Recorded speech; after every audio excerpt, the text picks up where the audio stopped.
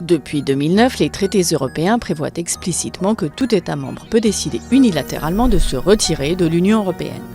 Une fois prise, une décision de quitter l'UE s'ouvre 2 ans de négociations extensibles pendant lesquelles l'État concerné et l'Union doivent définir les termes de leur nouvelle relation.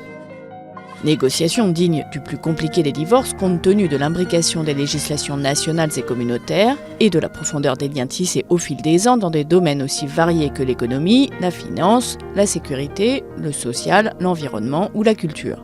Un accord bilatéral sur mesure peut tenter d'être négocié.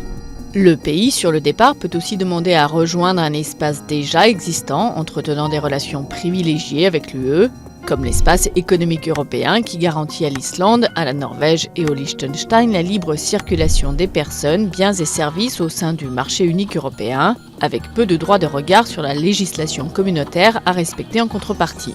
Si au bout de la période de négociation, aucun accord n'est trouvé, le pays qui fait sécession devient un simple pays tiers au même titre que n'importe quel pays, comme par exemple les États-Unis ou la Chine.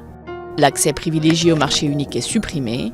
Fini aussi les droits spécifiques en matière de retraite, résidence, travail, vote, conférés aux ressortissants de l'État en question dans les autres pays de l'UE, et vice-versa.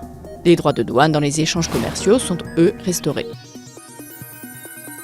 Des conséquences sont aussi à prévoir dans les relations entre le pays quittant l'UE et le reste du monde.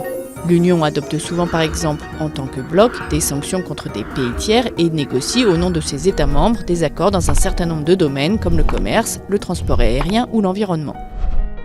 Casse-tête donc en perspective, d'autant que l'Union européenne n'a jusqu'ici connu que des élargissements.